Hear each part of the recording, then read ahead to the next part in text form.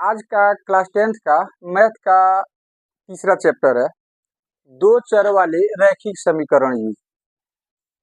तो आज सबसे पहले हालांकि रैखिक समीकरण के बारे में हम लोग 9th क्लास में पढ़ चुके हैं, ठीक है। तो वहाँ पर हमें एक चर वाला रैखिक समीकरण और दो चर वाला रैखिक समीकरण मिला हुआ था, उसका अध्ययन किए थे। लेकिन ये जो चैप्टर है ना क्लास 10th में हमें दो चर वाले रैखिक समीकरण युग, मतलब यहाँ पर हमें रैखिक समीकरण तो मिलेगा, वो कितने चर में? दो चर में। और युग का मतलब क्या हो गया? जोड़ा, मतलब जोड़े में हमको मिलेगा, ठीक है। तो यहाँ पर हम दो चर वाले रैखिक समीकरण युग्म के बारे में अध्ययन करने वाले हैं। तो सबसे जरूरी ये बात है कि आखिर हम इसको पढ़ते क्यों हैं, डेली लाइफ में इसकी नीड कहाँ पड़ती है, इसकी आवश्यकता कहाँ पड़ती है, वो जानना मेन चीज है, ठीक है। डेली लाइफ में हमें इसकी जरूरत कहाँ पड़ती है, कहीं ना कहीं इसकी जरूरत पड़ता होगा, तो ही तो इसका आज हम स्टडी करते हैं। जरूरत नहीं पड़ता तो स्टडी करने की जरूरत हमें नहीं पड़ता। तो चलो हम लोग फोकस करते हैं कि आखिर इसकी जरूरत हमें कहाँ कहाँ पड़ता है, उस चीज को पहले समझते हैं। जैसे यहाँ पर हमने एक स्लाइड 1 में डेली लाइफ में जो समस्या आता है कुछ इस तरह का आता है। मान लो कि आप किसी दुकान पर जाते हो, कहाँ पर जाते हो? दुकान पर। और आप वहां पर दो कॉपी और एक पेन लेते हो। क्या लेते हो? आप किसी दुकान पर जाते हो और वहां पर जा करके आप दो कॉपी और एक पेन लेते हो। दुकानदार क्या करता है, उसका दाम जोड़ करके आपसे 50 रुपया ले लेता है, ठीक है। क्या किया उसने? उसने क्या किया कि दो कॉपी और एक पेन आपने लिया, और उसने क्या किया कि बदले में आपसे 50 रुपया ले लिया, ठीक है। तो क्या आप बता सकते हो कि एक कॉपी का दाम कितना पड़ा होगा या एक पेन का दाम कितना पड़ा होगा? दुकानदार जब तक आपसे बताए नहीं, आपने क्या किया? आपने दो कॉपी लिया और एक पेन, उसने दाम जोड़ करके मन के अंदर उसने दाम को जोड़ लिया और बता दिया कि भाई आप 50 रुपया हमें दे दो। तो क्या आप बता सकते हो कि एक कॉपी कितने में पड़ा होगा? बता सकते हो? नहीं बता सकते हो। अच्छा, तो इस तरह का समस्या। फिर आपने क्या किया कि एक कॉपी लिया। कितना लिया? एक कॉपी लिया और एक पेन लिया, और इसके बदले में आपने दुकानदार को कितना दे दिया? 30 रुपया दे दिया। 30 रुपया दे दिया। तो भी आप नहीं बता सकते हो कि एक कॉपी एक पेन का दाम कितना होगा? बता सकते हो? नहीं बता सकते हो। तो इस तरह की समस्याएं हमारे सामने जब आती है तो वहां पर हमें रैखिक समीकरण युग्म की जरूरत पड़ता है। रैखिक समीकरण युग्म की क्या होता है? जरूरत पड़ता है। क्लियर हो गया?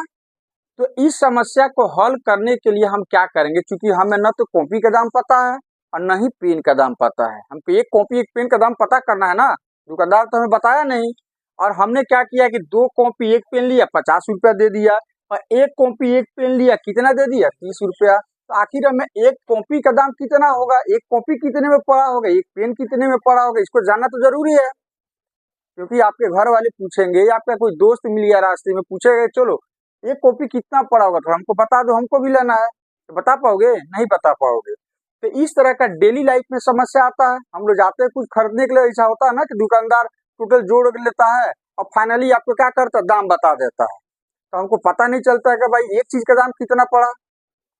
एक चीज तो क्लियर हो गया कि इस तरह का जो हम लोग समस्या जब आता है तो इसके लिए जब हम रैखिक समीकरण बनाते हैं तो सबसे मेन चीज क्या होता है कि इसमें दो चीजें हमको दिख रहा है। एक कॉपी दिख रहा है, क्या दिख रहा है?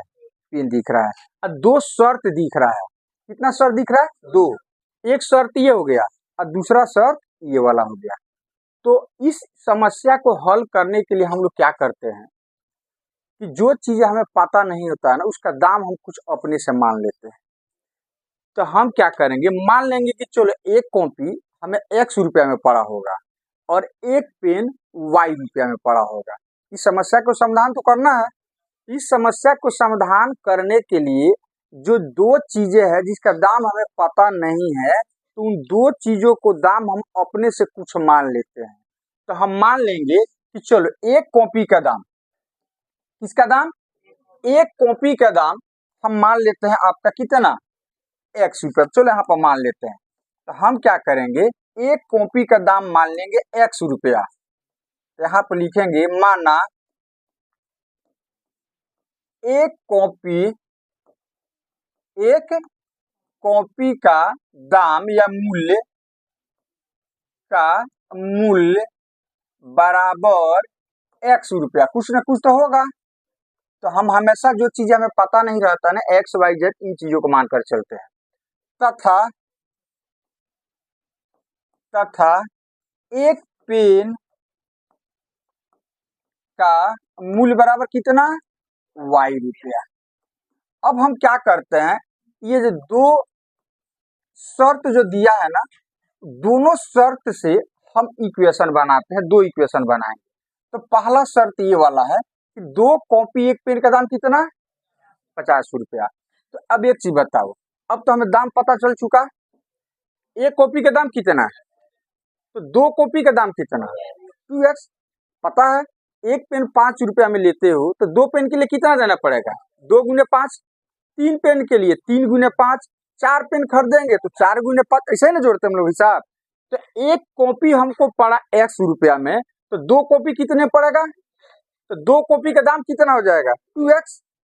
तो इसके जगह पर 2x लिखे। तो चलो पहला शर्त ये वाला, एक कॉपी का दाम x रुपया, तो दो कॉपी का दाम तो 2x रुपया हुआ, ये तो रुपया हम छोड़ दे रहे हैं, प्लस एक पेन का दाम कितना, ये हो जाएगा y। और दोनों को मिलाकर के हमको कितना जाना पड़ रहा है, ये हो जाएगा बराबर कितना, 50 हो गया। ये पहला इक्वेशन हो गया। तो पहला शर्त से पहला इक्वेशन हमने बना दिया। अब ये दूसरे शर्त से चलते हैं।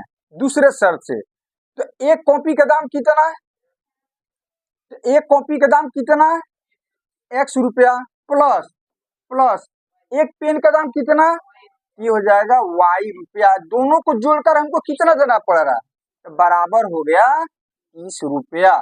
इसको दूसरा इक्वेशन हम मान लेते हैं। तो पहला शर्त से पहला इक्वेशन, दूसरे शर्त से दूसरा इक्वेशन। अब हमारे पास दो समीकरण आ चुका, दो इक्वेशन आ चुका। ये दोनों रैखिक है। रैखिक का मतलब क्या हो गया, दोनों जो चर है वेरिएबल x और y, और दोनों का पावर 1 है। तो जब चर का पावर 1 आ जाए तो इस तरह के इक्वेशन को हम बोलते हैं रैखिक। कौन सा इक्वेशन, रैखिक समीकरण, लीनियर इक्वेशन इसको बोला जाता है। तो देखो पहला इक्वेशन में x y दोनों का पावर 1 क्या हुआ, रैखिक समीकरण, लीनियर इक्वेशन। यहाँ भी दो चर दोनों का पावर क्या चीज 1, ये भी क्या हो गया, रैखिक समीकरण, लीनियर इक्वेशन हो गया। क्लियर हो गया। अब इसको हम हल कर लेंगे। तो हल क्या करेंगे, आगे में हल करने की विधि हम लोग समझेंगे। तो हम क्या करते हैं, एक में से दो को घटा देते हैं। समीकरण एक में से दो क्या करेंगे, घटा देंगे। तो घटेगा तो क्या होगा, ध्यान देखो, ये 2x में से x घटेगा तो x बचेगा, अब y तो कट जाएगा, बराबर है तो। अरे देखो ना, y में से y घटेगा, 0 नहीं हो जाएगा। तो 2x में से जाति वाले से जाति वाले घटाते हो, तो 2x में से यहाँ पर 1 छुपा है, तो दो x में से एक x घटाओगे तो कितना बचेगा, 1x। अब y में से y घटाओगे, अब बराबर किधर चलते हैं, 50 में से 30 घटेगा 20, कितना। तो अब बताओ x क्या चीज है, एक कॉपी का मूल्य, एक कॉपी का मूल्य कितना हो गया, 20 रुपया। अब हमें किसका मूल्य निकालना है, पेन का, मतलब y का मान निकालना है। तो अब यहाँ पर क्या करो, ध्यान देखो, अब x प्लस वाई बराबर 30, तो x जगह पर कितना रखोगे, 20, ये जाकर उधर घट जाएगा, तो y बराबर कितना हो जाएगा, 10। ये y बराबर कितना हो गया, 10 हो गया। मतलब हो गया कि अब हमें पता चल चुका कि एक कॉपी का मूल्य कितना, 20 रुपया, 20, और एक पेन का मूल्य कितना, 10 रुपया, 10। अब हम बता सकते हैं कि दुकानदार ने एक कॉपी का दाम कितना काटा होगा और एक पेन का दाम उसने कितना लिया होगा। आपको दो शर्त दिया रहेगा, मतलब दो चीजें होगी और दो चीजें आप खरीदने जाओगे तो उसमें दो शर्त होगा। कितना शर्त होगा? दो। उन दो शर्तों से आप दो इक्वेशन बनाओगे और उस इक्वेशन को आप हल करोगे तो दोनों चीजों का दाम हो, उम्र हो, जो भी हो, वो आपका क्या हो जाएगा? निकल जाएगा। तो दो चर वाले रैखिक समीकरण की कहाँ हमें जरूरत पड़ती है पता चल गया। दो चीजें आपको दिया रहेगा, उसका दाम हमें क्या करना पड़ेगा? पता करना रहेगा, या और कुछ दिया रहेगा उसके बारे में हमें पता करना पड़ेगा। तो आगे बढ़े अब।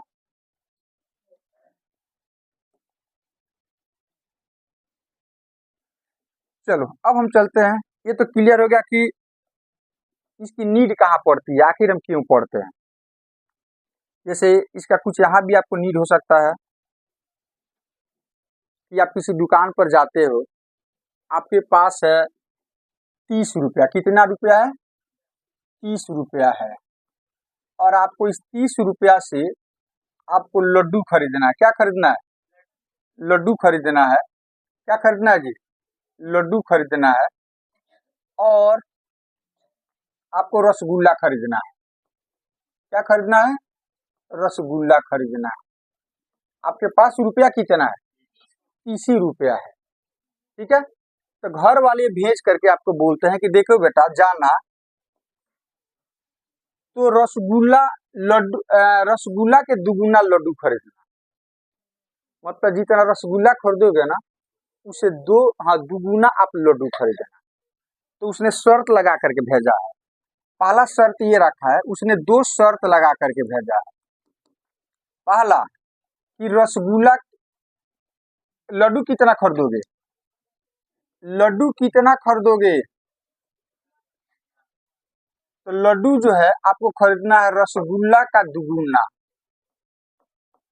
रसगुल्ला का दुगुना खरीदना है।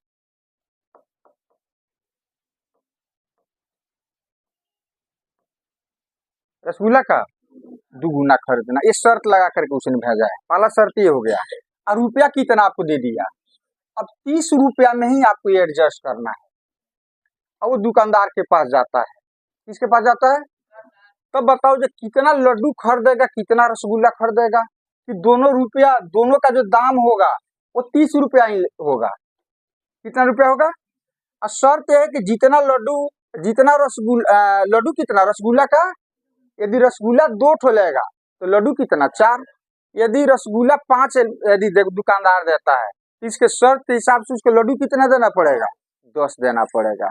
तो बताओ एक रसगुल्ला कितना में पड़ा होगा और एक लड्डू कितना में पड़ा होगा और कितना कितना खरीदा होगा वो? बड़ा मुश्किल है। मुश्किल है कि नहीं है? तब हम क्या करेंगे, इसको फिर मान लेंगे कि मान लो लड्डू उसने एक्स खरीदा और रसगुल्ला कितना? वाई खरीदा। तो दो शर्त हो गया। तो लड्डू की संख्या कितना हो जाएगा? मान लो लड्डू एक्स ना, ये कितना? 2y। कितना हो गया? अच्छा, ये दोनों का दाम जोड़ करके कितना होगा? 30 रुपया होगा। 30 रुपया होगा। ये हो जाएगा x प्लस वाई बराबर कितना? 30 रुपया। ये पहला इक्वेशन। ये क्या हो जाएगा? दूसरा इक्वेशन। तो दो इक्वेशन आ गया, इसको हल करेंगे तो हमारा लड्डू का और रसगुल्ला का दाम क्या हो जाएगा? पता है। तो इस तरह का समस्या डेली आता है। तो इसी तरह का समस्या आने पर हमारे मैथमेटिशियन ने इस तरह का चैप्टर आपकी क्लास में क्या किया है? डाल दिया है कि आप सीखो। इस तरह की समस्याएं आए तो इसको क्या करो? हल करो। इस तरह की समस्याएं आए तो आप उसको हल करो। आगे बढ़े। चलिए अब हम चलते हैं अपने मेन टॉपिक्स पर। जो हमारा टॉपिक्स है, दो चर वाले रैखिक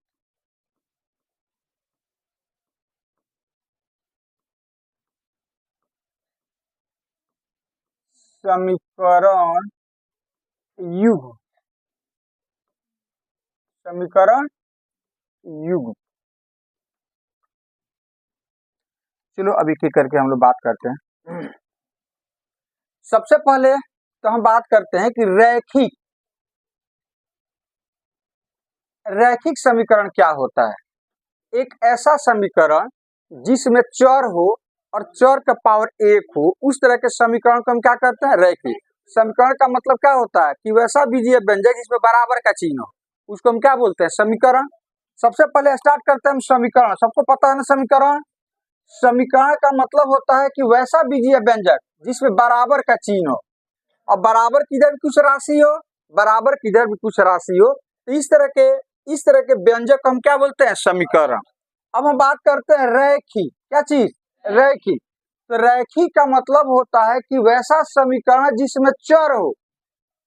तो चर में मुख्यतः क्या होता है, अंग्रेजी वर्णमाला के लेटर्स के द्वारा हम चर को सूचित करते हैं। तो रैखिक समीकरण ऐसा समीकरण जिसमें चर हो और चर का पावर 1 हो, तो उस तरह के समीकरण को हम क्या बोलते हैं, रैखिक समीकरण।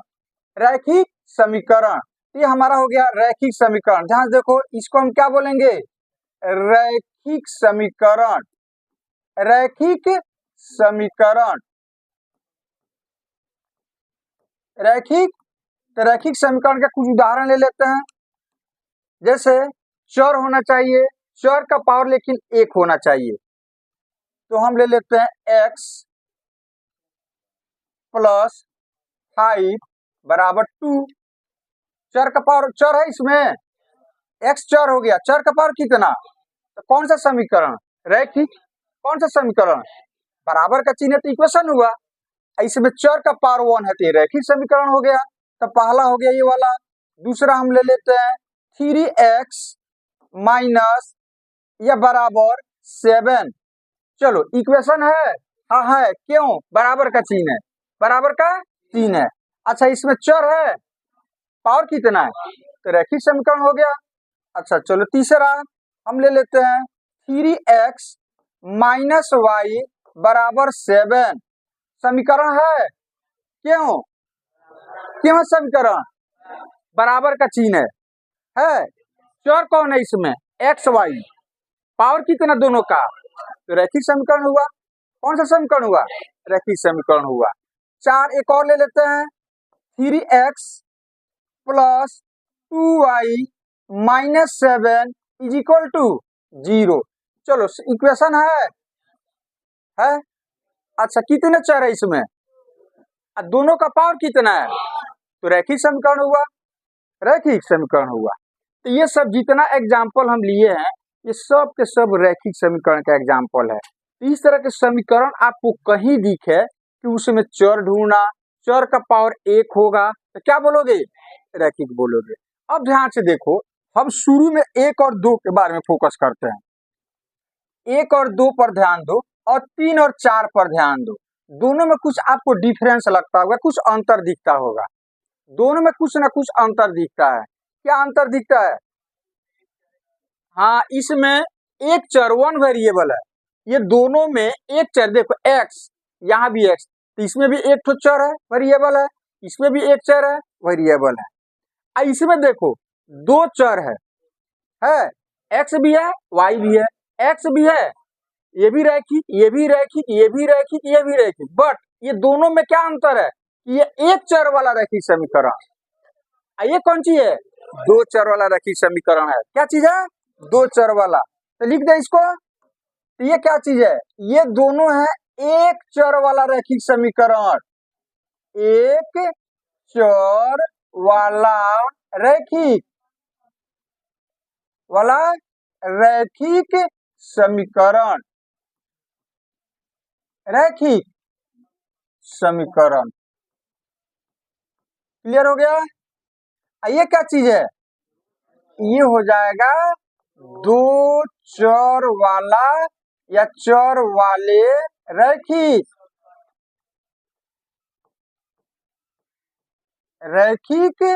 समीकरण, रैखिक समीकरण। तो चलो हेडिंग क्या लिखा था हमने, रैखिक समीकरण समझ में आ गया। अब ये 2 चर वाला रैखिक समीकरण क्या होता है वो भी समझ में आ गया।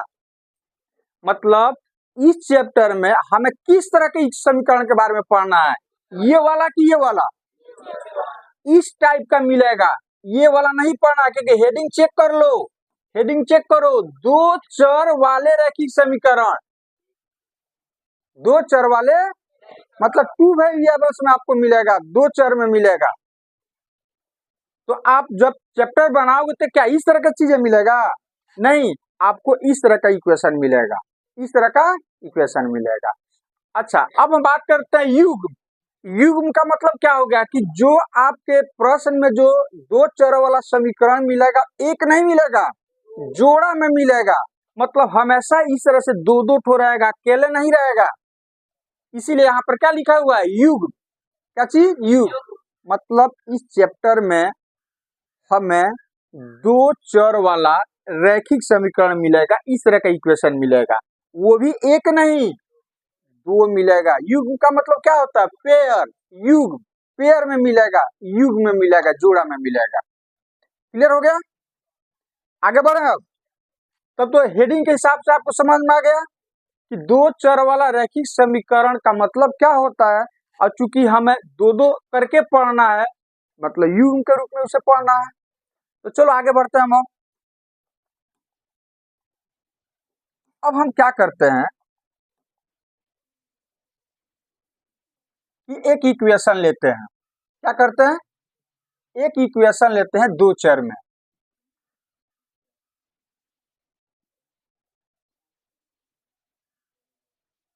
चलो हम आप ही से प्रश्न करते हैं कि आप दो चर वाले रैखिक समीकरण का नाम बताओ। एक समीकरण बताना है, दो चर वाले एक रैखिक समीकरण को बताना है।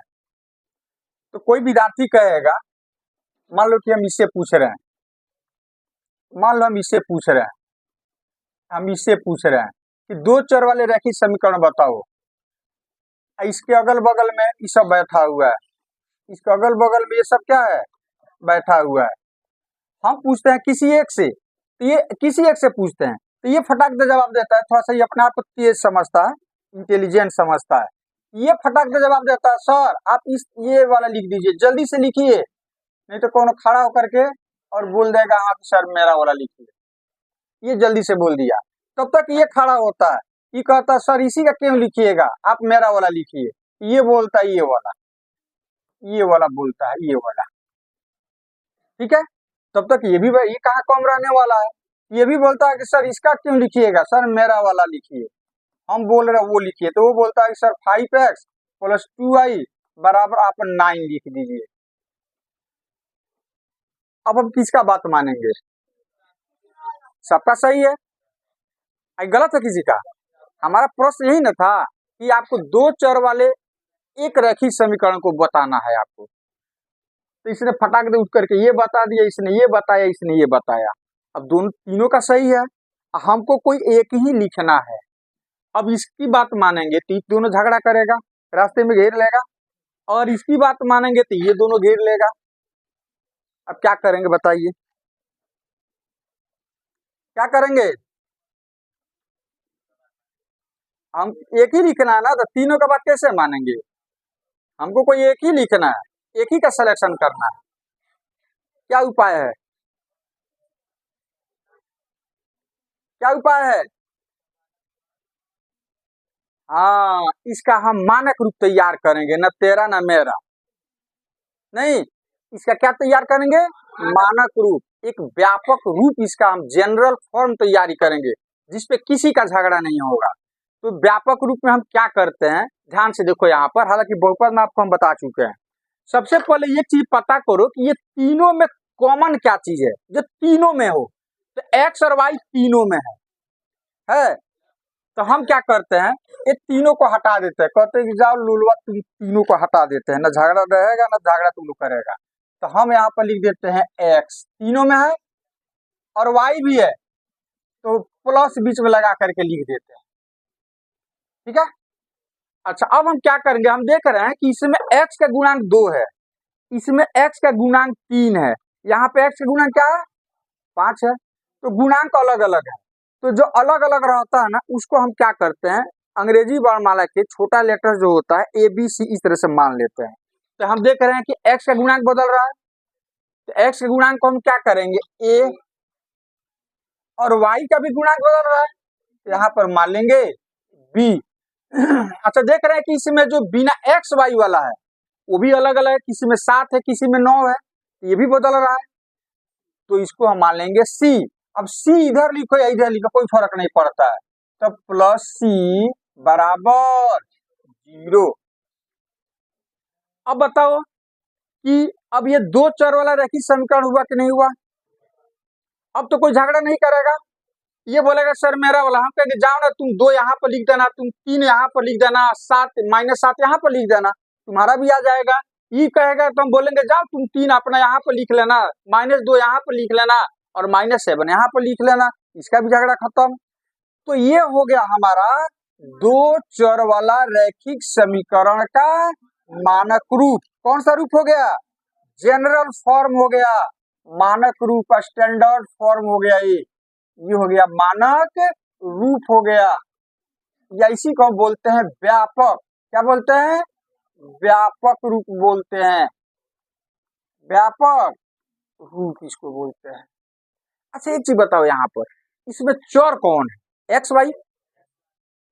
अरे ए और बी संख्या का निरूपित करता है, ये संख्या, तो ए बी सी कोई संख्या है, तो हमारे पास संख्या क्या होता है, रियल नंबर्स। और हमारे पास संख्याएं क्या होती है, रियल नंबर्स होती है। तो ए बी सी किसका सदस्य हो सकता है, रियल नंबर्स का, मतलब ये किसके खानदान का हो सकता है, और रियल नंबर को हम लोग आर बोलते हैं।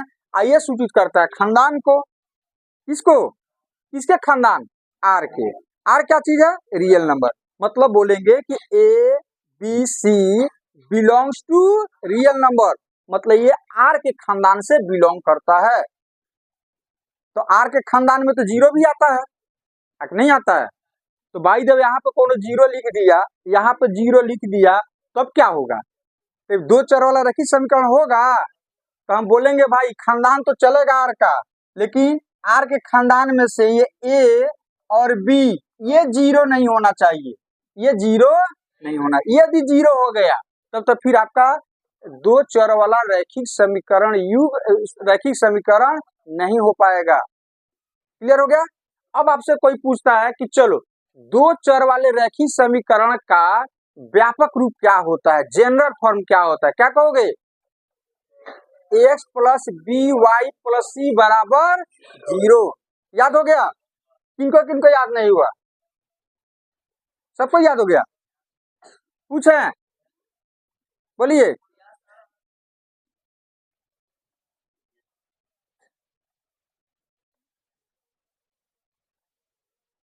चलो सबको याद हो गया होगा, इतना बुर्बक तो कोनो नहीं है। X plus B Y plus C बराबर, जहाँ ए बी सी क्या चीज है, कोई संख्या हो सकता है, लेकिन ए और बी बराबर 0 नहीं होगा। अच्छा, ये मानक रूप से मतलब क्या होता है, अब देखो बनाने पर ज्यादा ध्यान मत दो, समझने पर ध्यान दो, समझ जाओगे तो अपने आप बन जाएगा।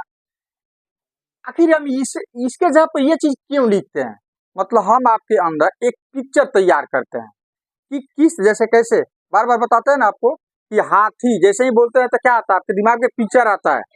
ऐसा तो नहीं कि हाथी बोलेंगे तो कुत्ता का पिक्चर आ जाएगा, कुत्ता बोलेंगे तो हाथी, ऐसा तो नहीं होता ना, नहीं होता है। तो हम आपके दिमाग में एक पिक्चर तैयार कर रहे हैं कि किस तरह के आकृति, किस तरह के बनावट होगा, तो उसको हम रैखिक समीकरण बोलेंगे, दो चर वाला रैखिक समीकरण बोलेंगे। तो यही पिक्चर आपके दिमाग में रखना है कि इस तरह का इक्वेशन यदि आता है तो उसको हम दो चर वाला रैखिक समीकरण बोलेंगे।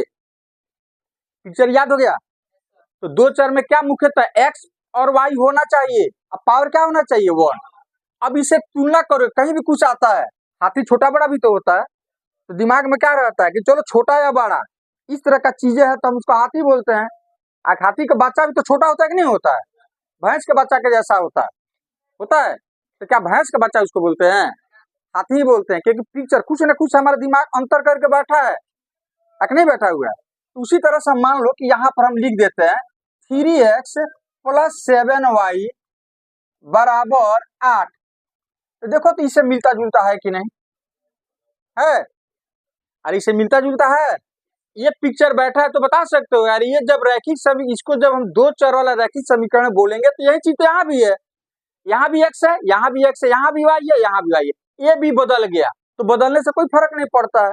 तो ये रूप हमको याद है तो इससे हम कंपैरिजन करते हैं, इसको क्या करते हैं, कंपैरिजन करते हैं और हम बताते हैं कि चलो यही आपका दो चर वाला रैखिक समीकरण है। ये हो गया हमारा क्या चीज, मानक रूप, मतलब एक पिक्चर तैयार कर देना है और पूरे चैप्टर में इसी तरह का चीजें आपके आने वाला है। क्लियर हो गया, पिक्चर तैयार हो गया। बोलो ये क्या चीज है, x का पावर 1 y का पावर 1 इस टाइप का हो गया। बाकी ये भी सी कुछ भी हो सकता है सी नहीं रहे, ये भी हो सकता है सी नहीं रहे। तो इस तरह का हमें दो इक्वेशन के बारे में ना पढ़ना है। कितना इक्वेशन, युग्म, देखो ना यहाँ पर क्या लिखा है, यहाँ पर युग्म, तभी तो हमने एक ही लिखा है ना। अभी हमने क्या किया, एक ही, तो इस तरह का हमें दो इक्वेशन साथ लेकर के चलना है, तो दो इक्वेशन का मानक रूप पता होना चाहिए। तो हम क्या करते हैं, दो चर का इक्वेशन मानक रूप बनाने के लिए हम क्या करते हैं, यहाँ पर हम लगा देते हैं 1, यहाँ पर लगा देते हैं 1, यहाँ पर क्या लगा देते हैं 1। ये पहला हो गया, क्या हो गया, पहला, ये हो गया आपका पहला दो चर वाले रैखिक समीकरण का पहला मानक रूप। अब दूसरा हमको बनाना है, तो दूसरा में हम जहां 1 1 है वहां पर 2 2 जोड़ दो, ये हो जाएगा a2x plus b2y plus c2 बराबर 0, बराबर 0। ये भी a2 b2 c2 कौन सी हो जाएगा, r से बिलोंग करेगा। लेकिन a2 और b2 यहाँ पर हम चाहे तो 1 क्या कर सकते हैं, लिख सकते हैं, यहाँ पर 1, यहाँ पर क्या लिख देंगे, a2 b2 c2 belongs to r but a2 b2 is not belongs to 0। तो इस तरह से हमें दो चर वाले रैखिक समीकरण युग्म का मानक रूप तैयार हो गया।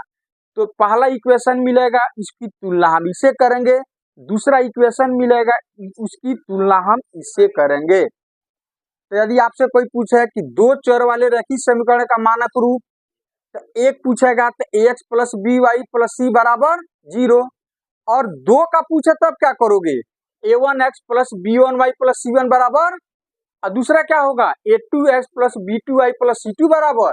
ये दोनों ही मानक रूप है, क्योंकि दो इक्वेशन हमको पढ़ना है, ये दोनों क्या चीज है, मानक रूप है, स्टैंडर्ड फॉर्म है आपका, याद हो गया। इस तरह से दो इक्वेशन हमको मिलेगा, तीन नहीं मिलेगा, कितना मिलेगा, दो इक्वेशन, ये मिलेगा, ये मिलेगा, या और ये इस टाइप के दो इक्वेशन मिलेगा। अब इसको हमें हल करना है कि भाई x और y का मान निकालने का तरीका क्या, इक्वेशन तो हमने बनाना सीख लिया, इक्वेशन बनाना क्या किया, अब इसको हम हल कैसे करेंगे, हल करने का मतलब हो गया कि x और y का मान कैसे निकालेंगे हम, इसको हल करने की विधि है, तरीका है। कितनी विधियां हैं, दो विधि है, कितनी विधियां हैं, दो विधियां हैं। तो चलो यहाँ पर हम लिख देते हैं, ध्यान देखो, अपने पास a1x plus b1y plus c1 बराबर 0, ये पहला इक्वेशन हो गया। मानक रूप लिख रहे हैं a2x plus b2y plus c2 बराबर 0, ये दूसरा इक्वेशन ले रहा है। अब हमें x और y का मान निकालना है, मतलब इसको हल करना है। हल का मतलब समझते हो ना, हल का मतलब समझते हो, कितना इसमें लुलवा होगा उस सबको, ध्यान देखो, 3x माइनस 2y माइनस 7 बराबर 0, ये पहला इक्वेशन हो गया, ठीक है। Minus 5x plus 2y plus 6 बराबर 0, ये दूसरा इक्वेशन हो गया। इस तरह का दो इक्वेशन इसमें मिलेगा। चलो हम जिसे पूछते हैं वो बता दो। चलो ये पहला इक्वेशन हो गया, ये दूसरा इक्वेशन हो गया। हमारा प्रश्न है यहाँ पर A1 के जगह पर क्या है। चलिए A1 के जगह पर क्या है, A1 के जगह पर 3 है, सही है जी। चलो A1 के जगह पर 3 हो गया। अब हम बात करते हैं B1, जिसे पूछेंगे वही बताएगा। बीच में कौन बोलता है, जिसको हम लोग बोलते हैं लबर लबर बोलना, कौन बोलता है? हाँ अधिका, अधिका। हाँ अधिका मतलब फालतू। हाँ तो बीच में बिना बुलाए नहीं बोलना है। चलो और चलिए जी श्रीमान, हाँ माइनस, कब से जीनियस हो गया। चलो और पीछे, हाँ गद्दाधारी आप ही को बोले। चलिए बोलिए A2 के जगह पर क्या है, A2 के जगह पर क्या है, जल्दी से बोलिए। माइनस, हाँ चलो अब समझ में आ गया। अब ध्यान से देखो, ये पहला इक्वेशन है ना, तो इसकी तुलना हम इसे करेंगे, तो यहाँ पर हम लिख देते हैं A1x plus B1y plus C1 बराबर 0, इसे तुलना करेंगे। इसकी तुलना हम इसे करते हैं दूसरा मानक रूप से, A2x plus B2y plus C2 बराबर 0, इसे तुलना करेंगे। तो चलो देखो A1 का जगह पर कौन सी है 3, A1 बराबर 3 हो गया। अच्छा B1 का जगह पर क्या चीज है -2, चिन्ह यदि माइनस है तो जरूर लिखना, तो -2, तो यहाँ पर -2 लिख दिया। अब C1 के जगह पर क्या है -7, चेक करो ना, C1 के जगह पर क्या चीज है -7। अब दूसरा इक्वेशन की तुलना इसे करेंगे हम, तो A2 के जगह पर -5। अच्छा B2 के जगह पर क्या चीज है, हाँ +2, और C2 के जगह पर, क्योंकि इसे बहुत सारा प्रश्न हमको बनाना है, तुलना करके पहले हमें ये चीजें लिखना पड़ेगा। तो क्यों ना हम अभी सीख ले इसको, जब आएगा फटाफट चीजों को हम लोग लिखेंगे। आ गया समझ में, इस तरह की चीजें दिया रहे तो इसे तुलना करके A1 B1 C1 A2 B2 C2 के जगह पर क्या होगा उसको लिखना हमने क्या किया, सीख लिया। अब हम बात करेंगे हॉल का, किसकी बात करेंगे, हॉल का मतलब क्या होता है। जैसे x प्लस वाई बराबर 10, दो चर वाला रैखिक समीकरण है, बिल्कुल है, दो चर है, दोनों का पार क्या चीज है 1, तो दो चर वाला रैखिक समीकरण हो गया, रैखिक समीकरण हो गया। अब इसकी हल की बात करते हैं, हल का मतलब क्या होता है, इसकी हल की बात करते हैं, किसकी बात करते हैं, हल, हल हल हल हल हल, वो वाला हल नहीं जो खेत में चलाते हैं, हाँ सोल्यूशन। हल का मतलब हो गया, हम आपसे एक्स और वाई का मान पूछ रहे हैं, हल का मतलब एक्स और वाई का मान पूछ रहे हैं, वाई का मान पूछ रहे हैं, मान जो इस समीकरण को संतुष्ट करे, जो इस समीकरण को, जो इस समीकरण को संतुष्ट करे, समीकरण को संतुष्ट करे, सेटिस्फाइड करे, संतुष्ट करे, वही हम आपसे पूछ रहे हैं। संतुष्ट होना समझते हो ना, जाते हो कहीं भोज वोज में और मूड बना करके जाते हो कि आज तो चलो रंगीन बना होगा, और कहीं मिल जाता है सादा सर्दी, तो क्या होता है यार, यार संतुष्टि नहीं मिली, हम तो आए थे सोच करके कि आज मिलेगा, आज रंगीन दबा करके खाएंगे, और वहां पर आपको क्या मिल जाता है, सादा सर्दी, तो क्या कहते हो, हाँ संतुष्टि नहीं मिला, मूड तो कुछ और बना करे, बस यही होता है संतुष्ट नहीं। तो संतुष्ट करने का मतलब समझ में आ गया, तो यहाँ पर वो खाना पीने वाला संतुष्टि नहीं है, संतुष्ट करने का मतलब हो गया कि एक्स और वाई का मान कुछ भी रखो, कुछ भी का मतलब रियल नंबर, इस तरह से कि यहाँ पर रख करके उसको जोड़ने पर 10 आ जाना चाहिए। एक्स और वाई का वह मान जो समीकरण में एक्स और वाई के जगह पर रखो, तो रखने पर LHS RHS क्या होना चाहिए, बराबर आ जाना चाहिए। तो वही मान जो होगा ना इस समीकरण का हल होगा, अर्थात वह मानी समीकरण को क्या करेगा, संतुष्ट करेगा। तो चलो पहला हल क्या होगा, यहाँ पर हम हल लेते हैं। पहला हल क्या होगा, यहाँ 5 रख दे, यहाँ 5 रख दे, दोनों के जोड़ने पर 10 आ जाएगा। तो पहला हल हो गया 5,5, मतलब ये x का मान है, ये किसका मान है, ये y, ये x का मान। अरे x अंग्रेजी वर्णमाला में x के बाद ना y आता है, तो पहले y का मान कैसे हो सकता है, x पहला मान x का और दूसरा मान, तब यहाँ पर हम लिखेंगे नहीं, आप इस तरह से हम लिखेंगे, समझ जाना ये x का मान है कौन सी, तो क्या इसको संतुष्ट करता है, कैसे पता चला, x जब 5 रखा और y का मान 5 है तो यहाँ भी 5 रखा, जोड़ने पे ये वाला चीज आ जाना चाहिए। तो 5 + 5 10 आ जा रहा है, संतुष्ट कर रहा है। चलो हम जिसे पूछेंगे वही बताएगा। 4,3 जिसे पूछेंगे वही बताएगा, बीच में कौन पोपट नहीं बोलेगा। चलो हाँ, ये इसका हल है, जल्दी से बोलो, है कैसे पता चल गया, हमको भी समझा दो।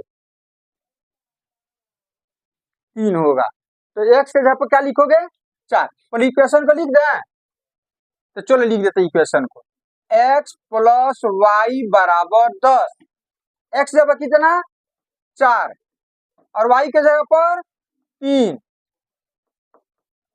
तो इसको जोड़ोगे ये कितना हो जाएगा 7, इधर कितना, तो देखो तो ये बराबर है, ये भी 10 आना चाहिए ना, तो इसका मतलब ये इसका हल नहीं है, दोनों साइड बराबर आना चाहिए, दोनों साइड बराबर, तो इसका मतलब हो गया कि ये इसका हल नहीं है। हल होता तो यहाँ और यहाँ रख करके बीच में प्लस है तो जोड़ते, तो जोड़ने पर 10 आना चाहिए था, नहीं आया, 7 आ गया ना, बराबर तो नहीं आया, इसका मतलब ये हल नहीं है। चलो तीसरा हम लिख रहे हैं यहाँ पर 5,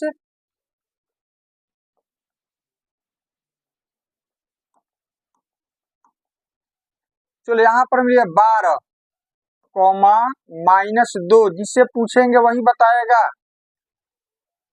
जिसे पूछेंगे यही बताएगा। चलिए बोलिए आप, हल है ये 12 और -2 इस इक्वेशन का हल है, पक्का, कैसे, यहाँ पर क्या रखेंगे 12, चलिए रखते हैं, देखते हैं आपका बात गलत है कि सही, हमको भी पता नहीं। x जगह पे क्या रखना है 12 और y के जगह पर -2, तो प्लस माइनस माइनस हो जाएगा, तो -2, ये तो 10 रहेगा ही। अब इसको हल करने पे ये चीज आ जाना चाहिए, आएगा तो हो जाएगा 10 = 10 आ गया, मतलब ये भी इसका हल है, ये दोनों हल है। अच्छा चलिए चौथा, 2 तो हल इसका मिल चुका, कितना हल, अच्छा अब हम ले लेते हैं, चलो इसका और संभव है तो कुछ और ले लेते हैं, यहाँ पर ले लेते हैं 20 और यहाँ पर ले लेते हैं -10, अब ये हल है, 20 - 10 तो 10 आ जाएगा, ये भी हल है। अब बताओ ये 2 चर में ये रैखिक समीकरण है, तो इसका 1 हल 2 हल 3 हल, कितना हल होगा, अनगिनत होगा, 1 2 3 4 नहीं, इनफाइनाइट, कितने हल होंगे, तो क्या सीखे इससे कि 2 चर वाले रैखिक समीकरण के कितने हल, अनगिनत हल होंगे जो इसको संतुष्ट करेंगे। जैसे कैसे हम लोग का होता है, हम लोग को बहुत सारा भोजन का प्रकार संतुष्ट करता है, रसगुल्ला भी अच्छा लगता है, नमकीन भी अच्छा लगता है, खट्टा मीठा भी अच्छा लगता है, एक व्यक्ति को बहुत सारा चीज पसंद आता है, तो कितने भोजन हमको संतुष्ट करते हैं, अनगिनत। बता सकते हो कितना भोजन तुमको संतुष्ट कर सकता है, नहीं बता सकते हो, चावल दाल भी अच्छा लगता है, सब्जी चावल भी अच्छा लगता है, मीठ चावल भी अच्छा लगता है, खीर पूरी भी अच्छा लगता है, पूरी सब कितना संतुष्ट करता है हमको। उसी तरह से x और y के अनगिनत मान मिलेंगे जो इसको क्या करेंगे, तो क्या लिखें कि दो चर वाले रैखिक समीकरण के कितने हल? अनगिनत हल होते हैं। कितने? अनगिनत हल होते हैं। क्लियर हो गया?